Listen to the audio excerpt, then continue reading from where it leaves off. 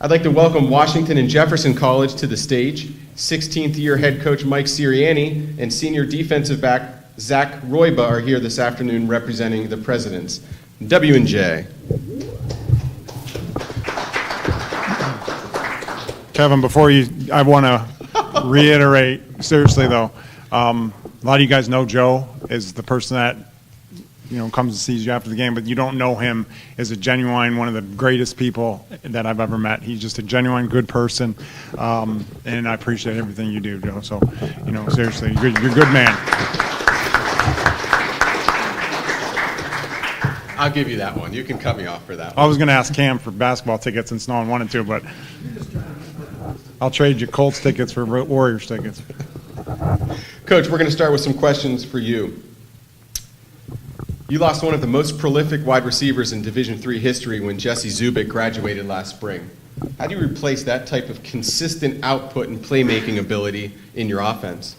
You don't. And you don't even try to. And honestly, I think we will be better offensively because of it. Again, Jesse was a once-in-a-lifetime talent. I do think we forced him the ball a little bit too much at times. But being more diverse in terms of who we throw the ball to. And we have some good receivers coming back. Brandon Barnes had 50 catches last year. Jake Cullen, our starting tight end, was hurt a lot last year, but he was second team all-conference as a junior. We have some really young, good wideouts. It's the biggest, most depth we've ever had at receiver. They're just young. So you don't try to. You just spread the ball out. You're not going to see a receiver maybe ever again have the type of catches numbers that he had.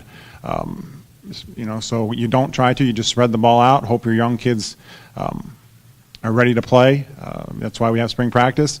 And I mention every year, that's why we play JV games. And the only team that beat us in a JV game the last 2 years was Mount Union. So those young wideouts are ready to play, and they're going to be good players this year. Jacob Adams had a chance to start the final 3 regular season games last season. Is poised to be your quarterback this year. What can we expect from Jacob in 2018? Well, it's a little dangerous. We're pretty much handing him the job.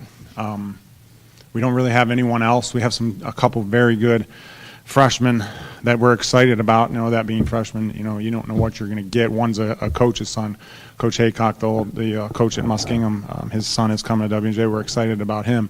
But we're pretty much going to hand Jake the job. That being said, I made a bold prediction last year. And hey, listen, if Alex doesn't get hurt, I might be right. I thought our quarterback could have been, whoever it was, the best player in the league last year. He missed the last 3 games. We weren't able to prove that. I think Jake could be one of the best quarterbacks in the country.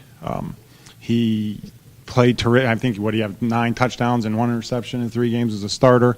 And I didn't let him do anything for the first 2 games. We ran the ball. We tried to shorten the game. We tried to get it over. And then his last game, I let him play. And he threw for 400 yards. And he's a high recruit for us, had multiple scholarship offers at the Division II level. And, I think the world of him. He's very competitive. He was a great basketball player in high school. I think he is poised to have one of the better 2-year runs a W&J quarterback. And that's a big statement has ever had. That's how much confidence I have in Jake Adams. Coach, last question for you. Does your coaching style change at all when you have an experienced group as you did in 2017 compared to the group with less experience coming back this year? Your coaching style changes as you get older. And unfortunately, I'm getting older. I still have all my hair, but no, I don't. We have an experienced team. We're going, oh, you're inexperienced. Listen, our best defensive player last June was Nick Getz. Nick didn't play it down for us. He was our best player on defense. And a lot of you guys in here remember him. He's number 13. His sophomore year, he didn't play for us. He tore his Achilles in the summer and didn't play a snap for us last year. He's back. Again, we play JV games for a reason. We have 9 scheduled this year. Will we play them all? I don't know, but we play them for a reason. So the young men that are going to play for us this year that you've never heard of, I've watched play for 2 years, 1 year, and I've watched them on video, and they are very talented. And to go in with that, too, we also have the 3 offensive linemen who are our best 3 offensive linemen that we've ever had as a group coming back in the 15 years I've been the head coach. And if you did do an all-PAC preseason team, you could argue that all 3 of our returning offensive linemen might be on that team. We have 2 running backs, and usually don't talk about W&J running backs. We have 2 outstanding young. The one's only going to be a sophomore, one's only going to be a junior running back. So in terms of a young team, yeah, they're younger, but we're going to let them have fun. We're going to let them play. We're going to let them develop a sense of confidence, and this is a very good football team, and I'm very confident in what we have coming back. Coach, thanks. Zach, a couple questions for you now. The President's recently graduated a wealth of experience on defense. What do you need to do as a team to maintain that same high level of performance as 2017? We're going to have to focus. It's never an ideal situation replacing the seniors who graduated last year, but it's going to be focus on the field and focus in the film room. Focusing every rep we take, making sure that we're making the most of it, make sure we're taking mental reps when we're on the sidelines, and then becoming like students of the game in the film room. Being able to be coached by our coaches because they know what they're talking about, and then being able to critique ourselves. And once we do that, we'll be able to maintain and hopefully excel in what we did last year.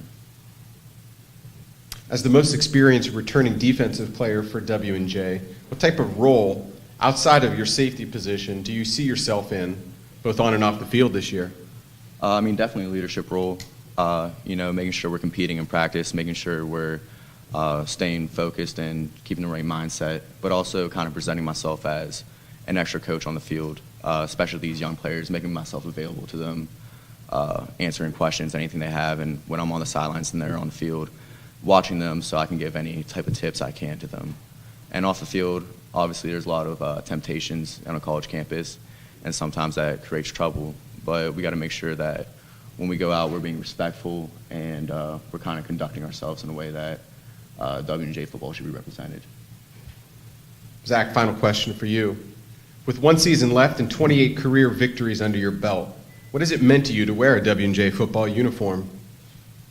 It's meant a lot, and honestly probably a lot more than I really expected coming into the school.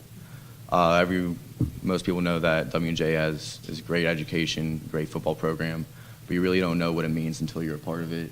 And while I'm there, we've had multiple alumni come back, and just you hear how passionate they still are about the program, even though they're years removed, and how they still follow you and just keep up to date on you, and it's an awesome feeling.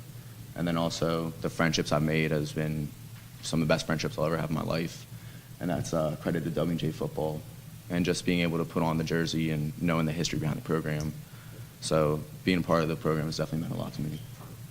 Coach, Zach, thank you guys. W&J will get its season underway September 1st at St. John Fisher College.